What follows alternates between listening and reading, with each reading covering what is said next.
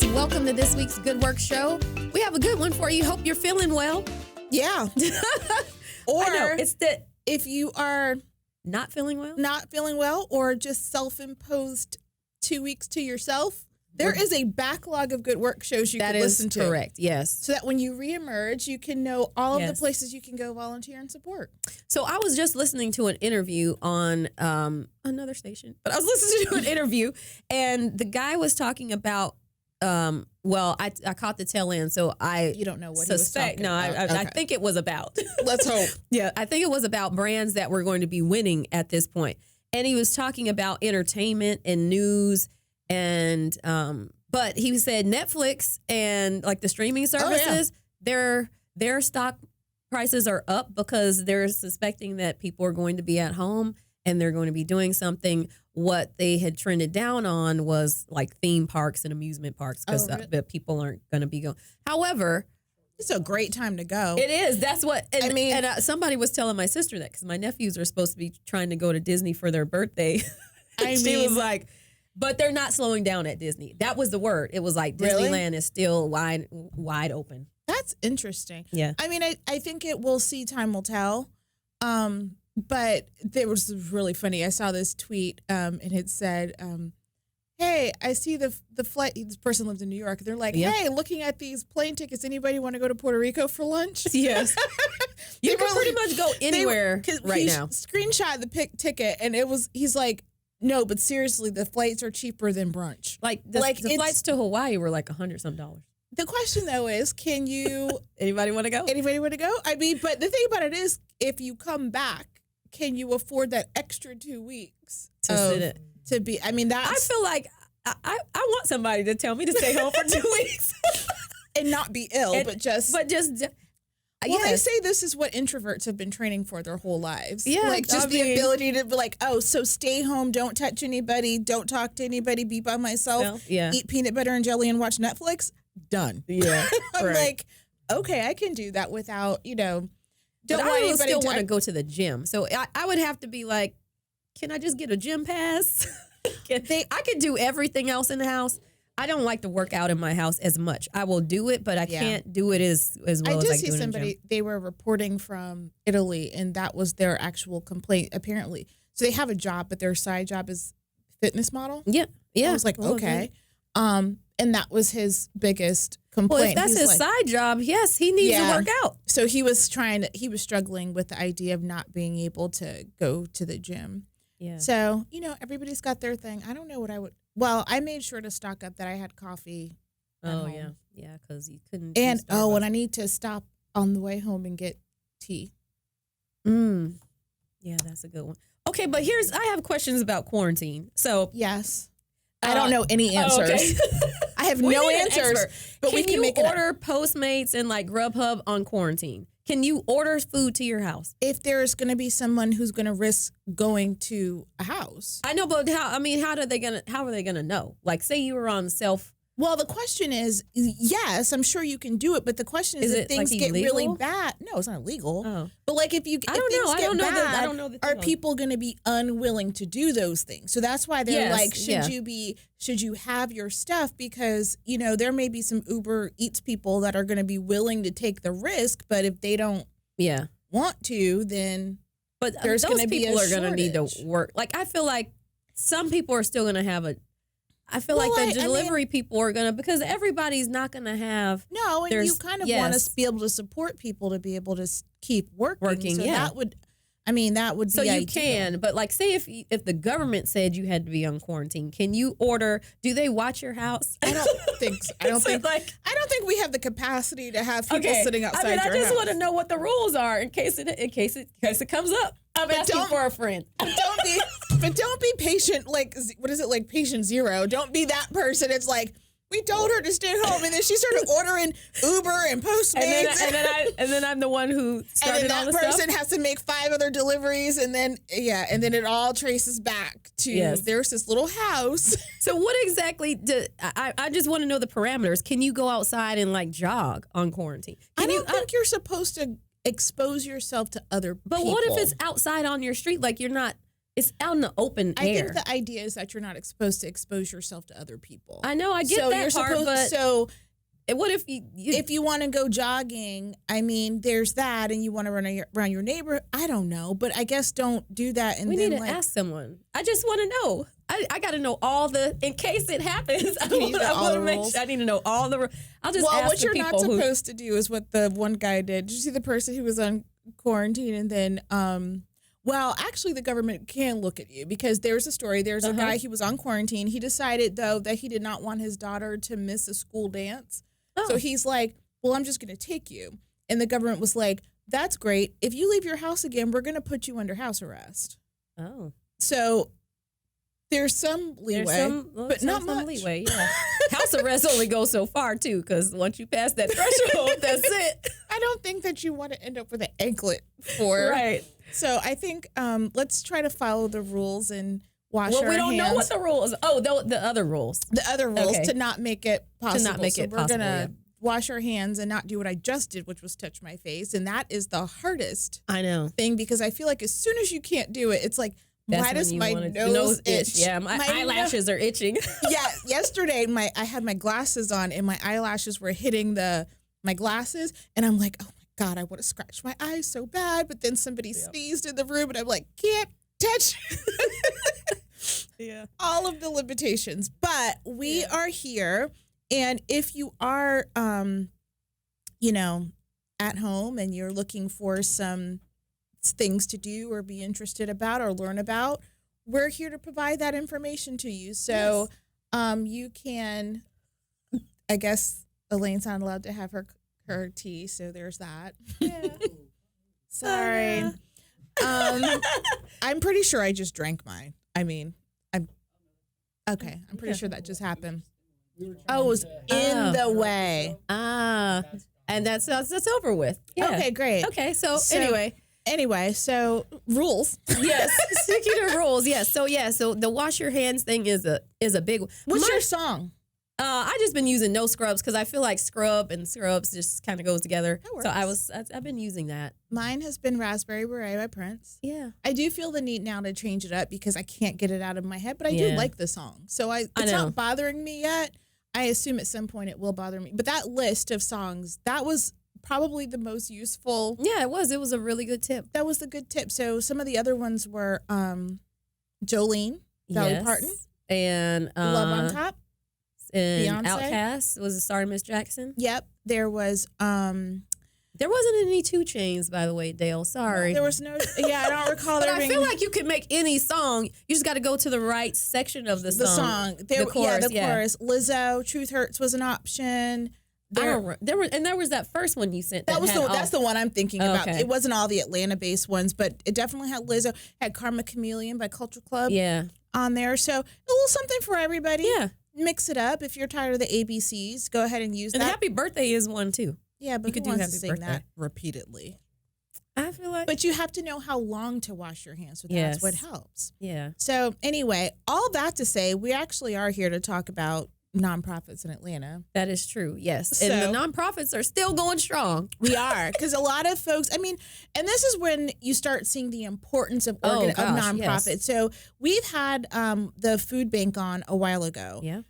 So one of the things that we're looking at is that, okay, so if schools close, there are a lot of children in our community and across the country who depend on going to school to get at least 2 hot square meals a day. Yeah. If kids are out of school, if the schools are closing, that is a huge impact. So there are a lot of nonprofits like the Atlanta Food Bank, Community Food Bank, that are going to be able to fill some gaps in our community. If people have to be out of work and we can't figure out a way that people can continue to get paid if they have to take time off. And we're still open at Goodwill because if you need extra income to fill in the gaps when maybe you're underemployed anyway, and then now maybe you're in a industry like the airline industry that's super struggling right now, and so you need extra income, then you can come to Goodwill. Yeah. We're still open. We'll help you find a job, and we'll be safe about it and make sure that you do that. So important that our nonprofits continue to be that kind of community safety net for people who are out there who may need a little bit of extra support.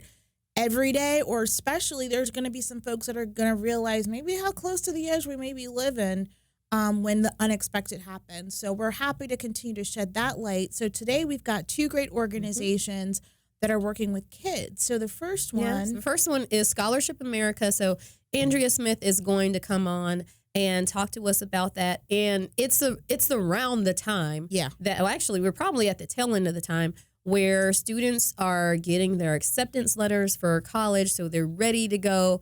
But if they are looking for that financial aid support, Scholarship America is the place to go. They have thousands of scholarships that they are managing. So we're going to bring Andrea in to talk about that and learn how they're doing. So we had an interview with her a little while ago, so we're going to bring you that interview just to talk about the work that they're doing. And when we talked about filling gaps, they also have a program they can do that. So a lot of times students can get into college and then for some reason or not, they can't stay in college. And what they're trying to do is remove the financial barrier from that.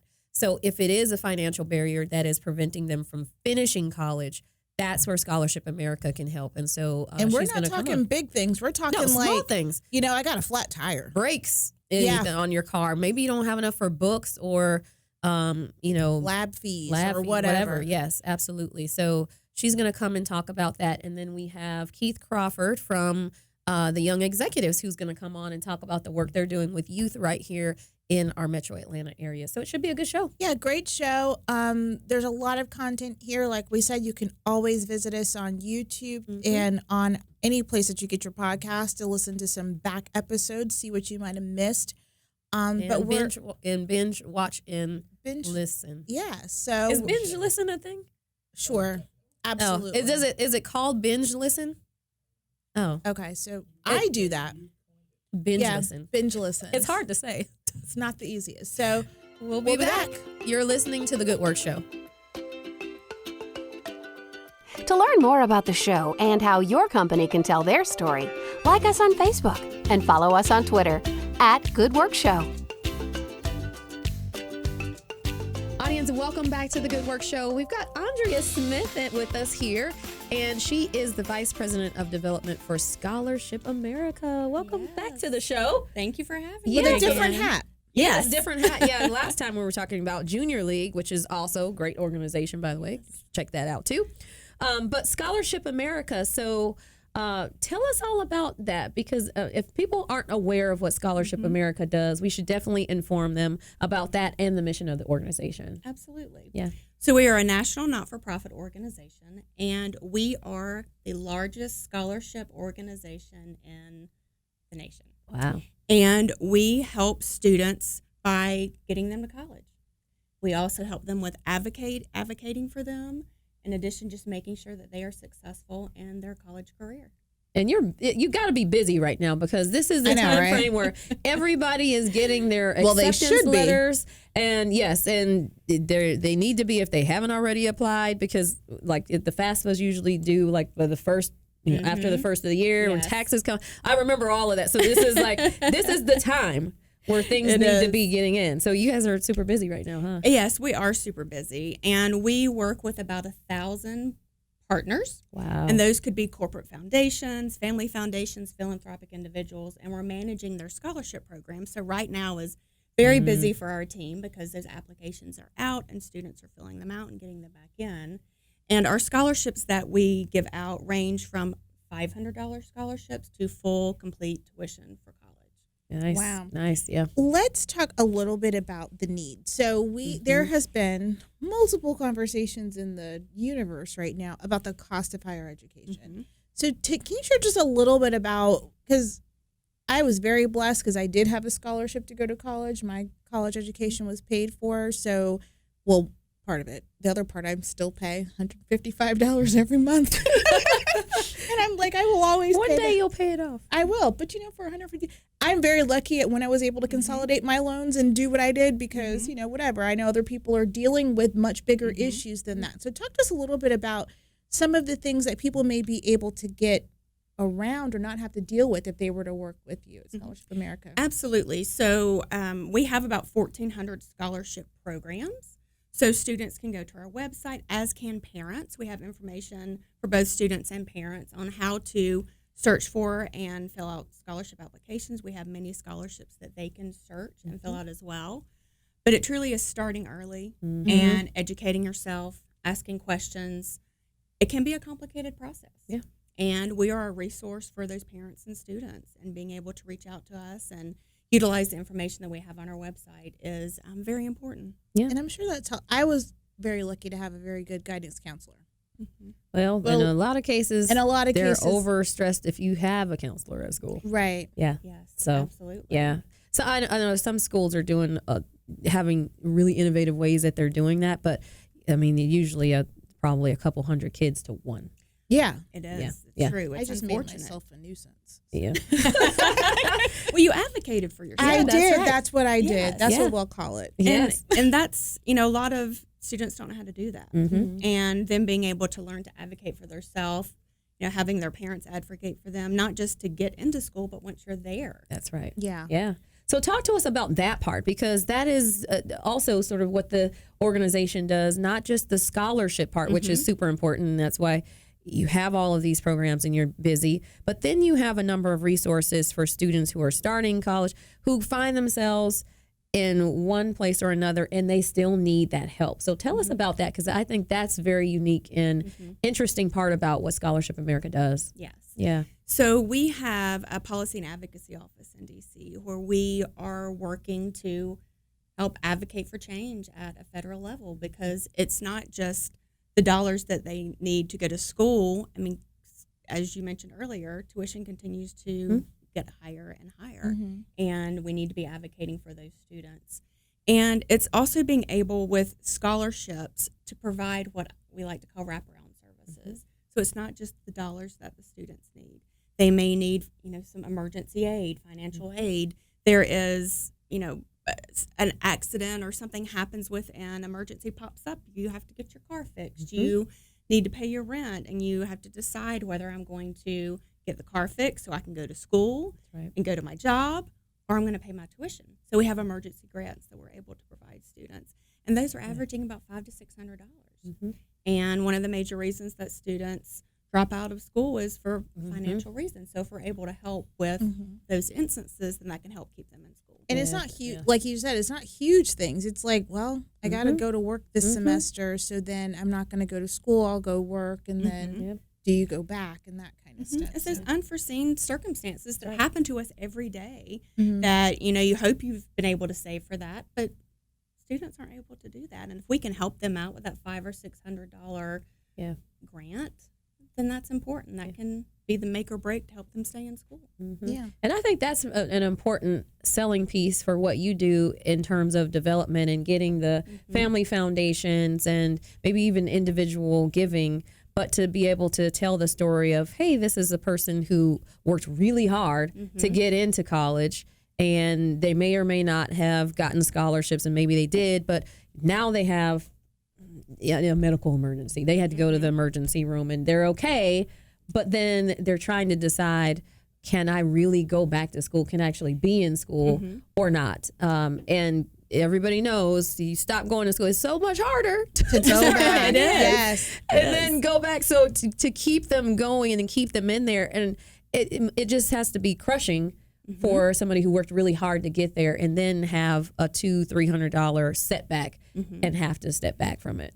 Absolutely. Yeah. And so we've had emergency grants that we've had, given throughout many, many years, but we're looking at a national model. So many years we've had institution-based model. We're working with certain schools to be able to distribute those funds, but ideally we want a national model that any student could apply for emergency funds. They go to a website, they fill out a short application, and that's where we're moving towards. Right now we're actually doing a pilot program here in Atlanta with Achieve Atlanta and working with their students with that, which will eventually be the national model concept of a short application, less than 10 questions. The application is vetted, and the students find out within 48 hours if they're going to receive the funds or That's not. great. Because it's an emergency. They need it right now. Right, and that's the biggest thing. Is like, I don't have time to wait for. I remember I had a cell phone bill that my sister. Thankfully, my sister was able. Yeah, to that cover was your for me. emergency fund. That was a little bit. I don't think you should apply for the. No. And that's the thing. Like I had, so I had my parents, of course, who were able to support, and then I had an older sister who was working and had a job and had the ability and she liked you enough to give you the money. And she liked me enough to give me the money. She could have said no. She could have said no, but she did like me enough at the time to, give me that kind of support. But there's so many students that are going into school and they don't have that support. I think on that part, but also in the getting started. So if you are lucky enough to have parents who've been to college or an older sibling who's gone through the process of applying for college, applying for scholarships, applying for, doing your FAFSA, then you already are at an advantage. But if you don't have that, one of the things that I thought was interesting when I was poking around on your website is that you guys even have resources on how to pick a school. And I think that's all. I always, I'm very interested. I went to a private university and I was always sometimes wondering about folks who were there. And I'm like, okay, I know I'm here for free, so I can kind of do whatever I want to. But I'm like, see how your major is going to pay this tuition bill. So, at the very beginning when you're making choices, how do you put yourself in the best position to succeed? Well, it is, being able to provide that research and support for students is so important because where you think you may want to go right, may not necessarily be the best place for you. And if it's the first time that you've ever been away from home and you get there and maybe you have no other friends that are there and you or maybe a little shy and it's hard for you to get to know people. It's, once you're there and maybe you've, received a scholarship and you are, full ride to go to this college, but you don't feel like it's the place you need to be. And being able to have resources that students can go to, okay, now what do I do now? I'm here, but I don't think this is where I really want to be. And you don't want the students to drop out of school because it's not the right fit. It's okay now. How can we help you find that right fit? Yeah. And I think the other part of that is being able to be educated about the college that you're selecting, because in some cases, you might want to go to college, but you're not dead set on what exactly you want to do. Yes. And so there's a lot of, and it happens quite often where people will go to college and they're not sure, and everybody changes their major at least once. It's just that you're going to change it. But if you want to but if you change it and they don't even have the major that you want to change it to, that information on the front end of that could be the key to unlocking your success at the organization, just even if you never have an emergency, but just by the fact that you want to go to the right school in the first place. Absolutely. Yeah. So definitely great information that's on the website. Let's get the website right now in case people are interested. And at this point, before they hear anything more, they want to go on and stuff, because it's scholarship application time. So if they've not started that, they need to know. So let's give them that. Scholarshipamerica.org. Scholarshipamerica.org. It's super easy. 1,400 different scholarship programs. Yes, correct. So that's a lot. There's a scholarship for you. I'm telling you, like I remember people saying, whatever you are, there's a scholarship for you. If you're left-handed, there's a scholarship for you. If you're short, there's a scholarship. I was looking for all the ones that there are scholarships. There's a scholarship for that. It's like there's an app for that. There's a scholarship for that. Yes. So we're going to talk to you a little bit more after the break, Andrea, and talk a little bit more about Scholarship America. And then also, you mentioned something very interesting, is that you work with about 1,000 different partners to be able to build up the funds for this. And I think that would be important, because there may be families who are looking to say, we really believe in education and we want to do something with the resources that we have. How do we get them involved? Or corporate partners who want to and believe in education, especially higher ed, and how do we get involved in creating a scholarship? I think that would be very educational for our listeners. So we're going to take a break. We're going to come back. You are listening to The Good Work Show. To learn more about the show and how your company can tell their story, like us on Facebook and follow us on Twitter @GoodWorkShow. Audience, welcome back to The Good Work Show. We have been chatting with Andrea Smith, who is the Vice President of Development for Scholarship America. I almost said Scholarship Atlanta. I don't know why. I think we were just talking about Atlanta, and I was like, I was getting ready to mix. But this is Scholarship America, so it is like big everywhere. National organization 1,400 different scholarship programs for students who, wherever they are, to apply for those scholarships. Use the resources that are on the website to learn how to pick the college for them and tools. But then you also have this other part is where before we took a break, we said we were going to come back with this, is that you work with 1,000 different partners to be able to provide the funds for the scholarships. So talk to us about that. So say I've got money, or my family has money, or I work for an organization and we want to start a scholarship. We really believe in higher education and want to be able to support students in our area. How do we do that? How do you go about setting up a scholarship if you don't do it on your own and go through scholarship? Because I think it would probably be a lot easier. I mean, if you do it on your own, you got to read through all the essay. I mean, there's a lot, right? So tell us how all of that works. Well, with Scholarship America, we are able to help you do everything. We can help you from the design of the scholarship, talking through, okay, how much money are you wanting to put into the scholarship? What would your disbursements each year look like? Is it in perpetuity? Is it over a certain amount of years? Is there a certain industry? Is it need-based? Is it merit-based? We have amazing teams that can work through that with you, whether it's an individual or a family foundation or a corporate foundation. And we can do that, promote the scholarship. We intake the applications. We review the applications, do the disbursements, you name it. See, that's gold. That's just like turnkey. I can just say, here's the money. So when I win the lottery tonight, you're calling I'll me. call you. Yes. But the part about the marketing it too, I think, is super important because you have 1,400 other programs.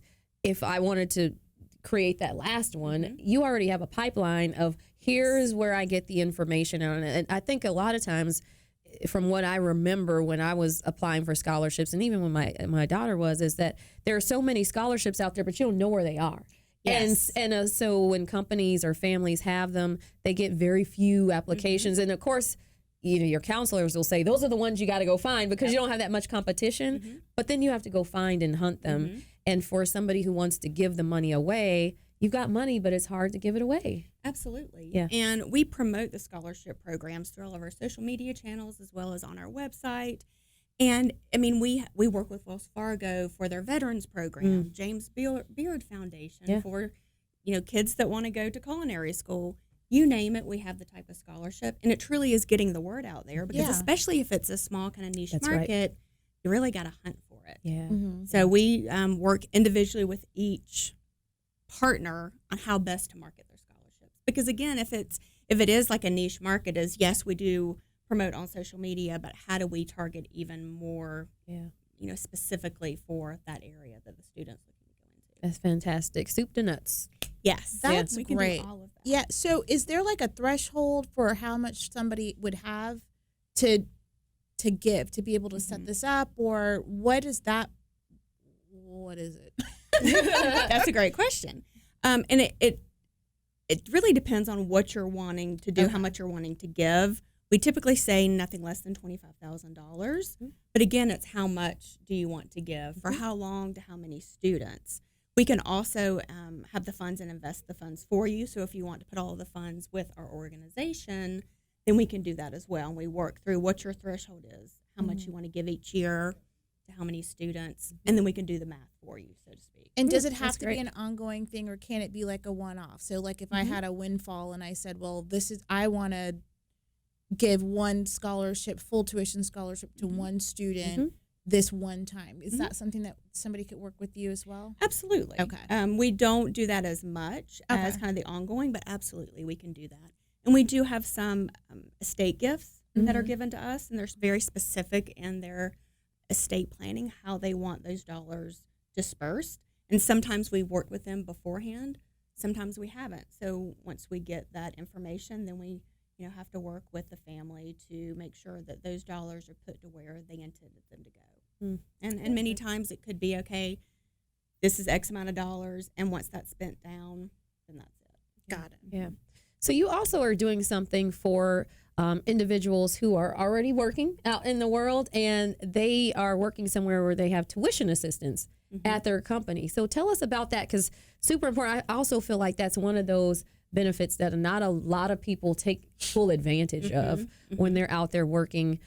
Could be for a variety of reasons, but you have, if your organization or you're listening and you're running a company and you want to, and you really believe in education and for your workforce and getting them to that next level, you can help companies set up a tuition assistance program? Absolutely, we can. And that's something that we've expanded on over the past few years. And companies are really attracted to that because it's adding value to your employees being a part of the organization. And it's pretty turnkey for us to do that. And we actually have many corporations here in Atlanta that we're working with, but it's become very popular for companies to do that. Yeah, and and that's great, and it gives you. I almost feel like that might be even more.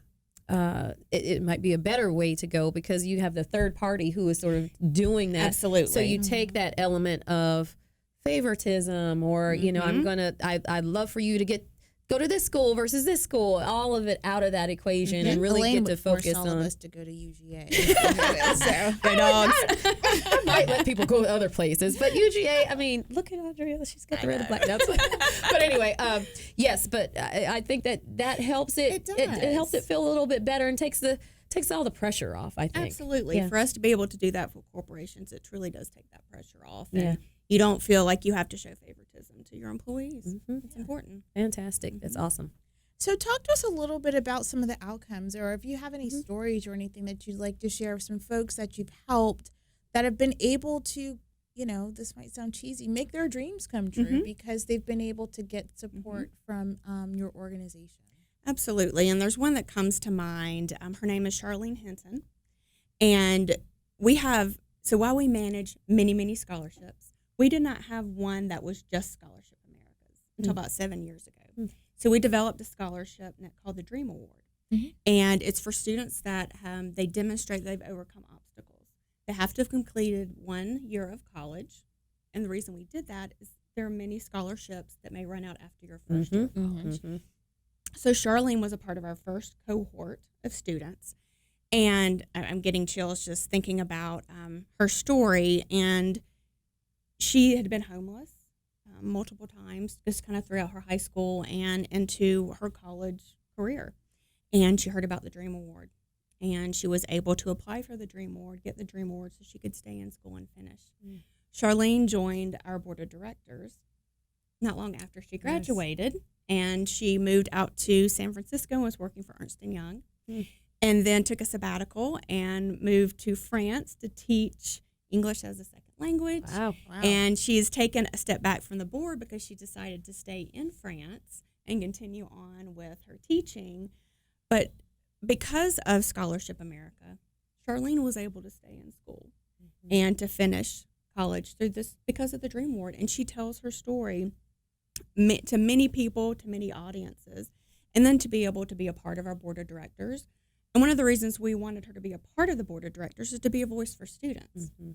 And she's been that voice for students for so many years. And just knowing what she has been able to accomplish thus far, that's why I do what I do. And I think that's probably why everyone at Scholarship America does what they do for students. That is a fantastic story. And, I mean, what a great ending to it that she was able to go somewhere else and help teach. I mean, she's not only her board service, but also giving back in another way. So that's cool. So we got about 2 minutes left. Andrea, the scholarships that you have there, talk to us about the variety. You 1,400 of them. So obviously they're in different areas, but need-based, some need-based, some merit-based. Like, talk to us about the mix of scholarships that you have.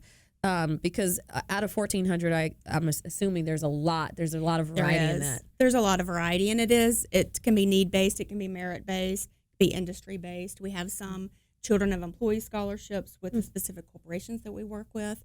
There's one kind of unique scholarship that we manage, and it's the Families of Freedom Scholarship Fund. And Families of Freedom Scholarship Fund was established a week after 9/11 by President Clinton and Senator Bob Dole. And $100 million was raised at the time. And we've been managing that program since the very beginning. And it's for children of those that lost their life during the attacks of 9/11. And then years later, we added in those students of those that became permanently disabled from the recovery efforts. And that scholarship will sunset in 2030. So we're able to provide funds to those students and those children who lost their parents in 9/11. That just for, so now, I mean, I'm not eligible. However, somebody may be. Is that just for undergraduate, or do you have 2030 from 9/11, a little older? So can they go back to school? Can they do graduate work? Are there parameters around that? So it is just for undergraduate, but if you think of the permanently disabled from the recovery efforts, those that develop cancer or other injuries, we didn't know about that. Yeah, that's true. Until years later. So that was added after many years of the funds being distributed because there was a need. That's true. Yeah. For your other scholarships, though, and you have a second left, but are there stuff for for education beyond undergraduate, or is it just focused on undergraduate studies? It's just focused on undergraduate studies, and we've talked about that within our executive team of, are there other opportunities for kind of the graduate student, but there just really aren't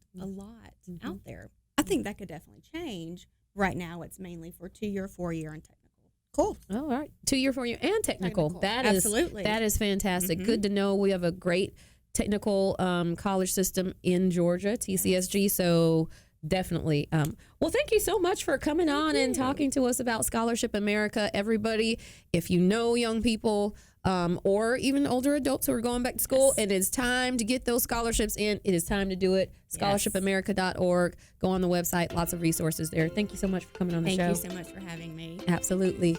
You're listening to The Good Work Show. To learn more about the show and how your company can tell their story, like us on Facebook and follow us on Twitter @GoodWorkShow. Audience, welcome back to The Good Work Show. We are sitting here with Keith Crawford, who is from the Young Executives. He got the shirt on and everything. I know, he is prepared. Yes, that's right. So tell us all about your role at Young Executives and about the organization. Yes. Well, I'm Keith Crawford. I'm the executive director of the nonprofit, the Young Executives Foundation. We were founded September 18, 2017. And our mission... when that hand sanitizer expired. Was it September? I don't know if it was September, but it was definitely... I have to check now. It was April. Okay. A few months off. Yeah. But we were founded on a mission pretty much to strive and encourage our underprivileged communities by giving them endless opportunities. And with that, we've helped over 6,000 families within a matter of 2 years, from partnering with 21 Savage and PNC Bank, Citizens Bank, with different back-to-school drives, community forums, and things of that nature to help our communities grow and be successful. Great. So let's dig into that a little bit on, is there an age range of the kids that you're working with? And talk to us specifically about some of the things that you're doing to reach 6,000 kids and families in that short amount of time is great. So let's talk about some of the stuff that you're actually doing. Just recently, what have you been working on? Okay. The age group, we go from K through 12. Okay. So everybody fits in there. Everybody can fit in there. Right now, we're doing that, but primarily our focus within the next couple of years is going to be middle school and high school. Okay. Specifically because 6th grade is when students start to fill themselves out, and that's the most important time that we have to get them active inside of something, whether that's college, whether that's a career, but they need to have their mind focused on something. And with that, we've done a financial literacy panel, and that financial literacy panel goes into details talking about saving, investing, financial literacy, wealth.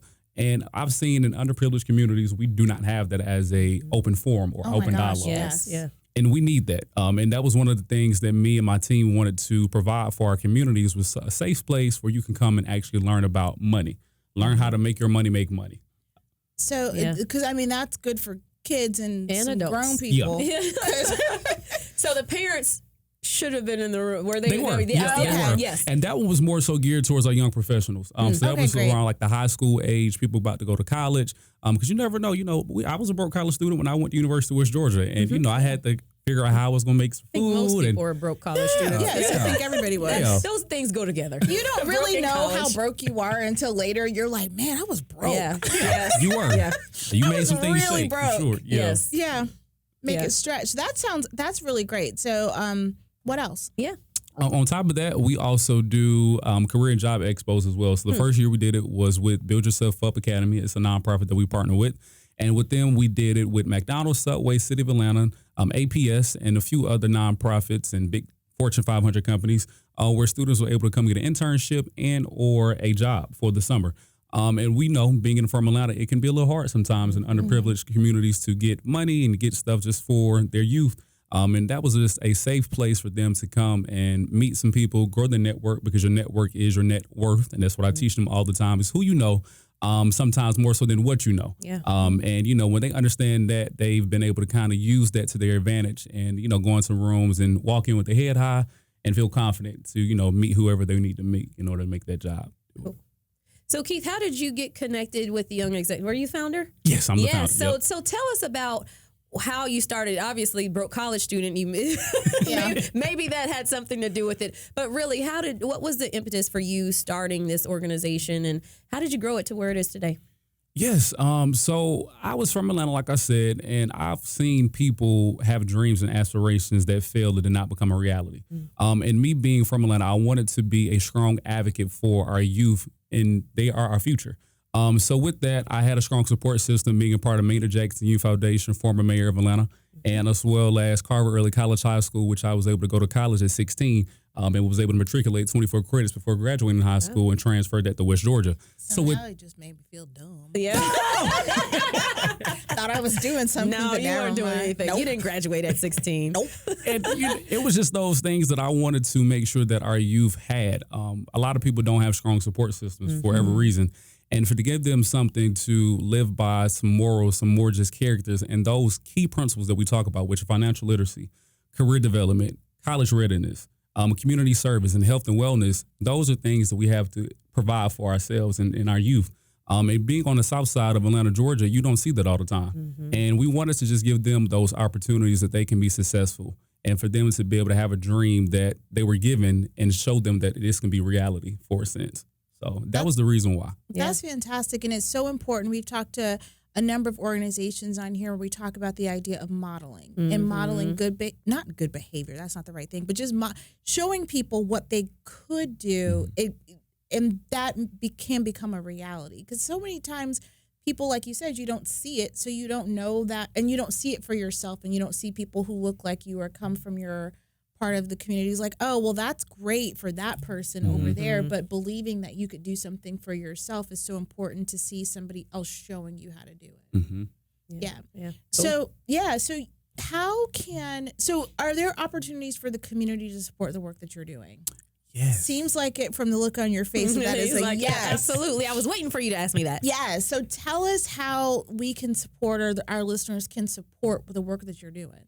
Yes, so we have community service events twice a month. We do them every first and every third Saturday each month.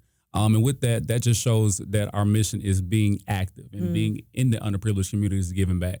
So with that, we are on Instagram at the Young Executives _ the Young Executives on Instagram, and you can follow us, and we post all of our volunteer hours and volunteer community service events that you can be a part of. We have over a database of 50 volunteers currently, and those volunteers come out and support us from 8:00 a.m. for an event all the way down to the breakdown, and maybe at 5 or 6 p.m. So with that, also just sharing just the information that we're giving out for the events. We do also have a event coming up with Love Travels, which is a prom giveaway for high school girls inside of Atlanta, Georgia. And just those things. We have donations that you can be a part of, and sharing the word, I think this is the most important thing currently that we can be doing for all the nonprofits in Atlanta, not only for myself, but other nonprofits I've been a part of as well. Yeah. So if people want to support, do they have to be young and or an executive? No. I'm just that's a good question. That's a good question. No. The kids are the young executives, right? Oh, okay. I just want to make serve, sure. I just want to know, because, people may be wondering. They're like, I might be young, but I'm not an executive. I might be an executive, but I'm not young. So you're always the executive of your life. You're the chief executive officer of your life. I'm telling you, that's beautiful. It is. Yeah, you can use. You can always be the CEO of your life. You make the decisions. You are in charge. Suffer the outcomes. That's true. Yeah. But to answer my question, before we went down that path, like Confucius says. But yes, you can. You can be any age, any person can come and help out. We have my mom, her brothers and sisters, older teachers and professors that I've been a part of. Call your mama. Oh, you better. this is your opportunity to fix that right now. My mom and her young friends and her young people and my teachers and college professors that all have actually pitched in. Like I just went and spoke at my high school at Carville College about 2 weeks ago, and my teachers literally just poured in, just helped. When it came to just ideas, I also help a few of my own teachers from high school start their own nonprofit as well. So I'm in the process now of helping them with their paperwork, their 501c3 and all that stuff like that. So it was funny because I told them a joke. I said, well, it's funny that I'm now helping you all out. You helped me before. But it just goes to show that community, doesn't matter what age it is, you can also help anybody. Yeah. So what do you want to take the students to take from being in Young Executives? Obviously, the name of the organization, it kind of denotes that, hey, you're going to be something more than maybe what you even imagine that you're going to be, an executive. And that's really, you talk about, kids and youth coming from, backgrounds and communities that really don't, they don't see a lot of executives or maybe even think that they could be an executive or even know what an executive means. Right. And so what are you hoping that they're going to take away from being connected to an organization that says you can be not only an executive, but a young executive? I think the most important thing that I want the kids to take away and the families to take away is that you all are going to be able to get a network that will be so fulfilling amongst what you ever thought of. It goes back into what I said about who you know. Being able to go to your mentors and go to the members who you've been a part of the program, you can use those to your advantage and just building those friendships. And then on top of that as well, having their leadership skills speak for them before they walk into the room and being able to use that to their advantage to be able to be successful. Like you said, they may have not seen an executive before or a president or CEO for a company. But with them being able to be exposed at such an early age, like 13 or 14, then they now know about it. And now since they know about it, only thing we could do is just help them out to get there. Right. And those are the roles and just the aspirations I want them to be able to provide for themselves. And it's great when people can figure that stuff out early enough that they can put themselves on the right path to get there, and you're not trying to figure it out or scramble later and that kind of stuff. You can start walking in the right direction from the very beginning. So you guys have a gala that you do in the fall. So tell us about that. We'll have you back as we get closer to the event. But go ahead and start, because are you starting to take sponsorships or anything like that to get ready? Yeah, so our Executives Gala is this November 7th, 2020, and we are super excited. This is our third annual Executives Gala, and this gala is going to be one for the books. The gala is meant to have all local commissioners, different leaders, different just pivotal people to come and celebrate for a purpose. We honor 5 different people inside of Atlanta, whether they are in their own industry, they work for a company that's doing something genuine for the community. It's 5 different awards, from community service to Creator of the Year, the Young Executive Award. And those awards show the community of the people who we need to be able to work with, in a sense. On top of that, we also are raising money for our Transforming Youth Everyday Academy. That is our TYE Academy that we are launching next year inside Atlanta Public Schools. And with that, we just want to continue the legacy of being able to make those kids feel something great. And so November 7th, like I said, this is going to be something great. We are taking sponsorships.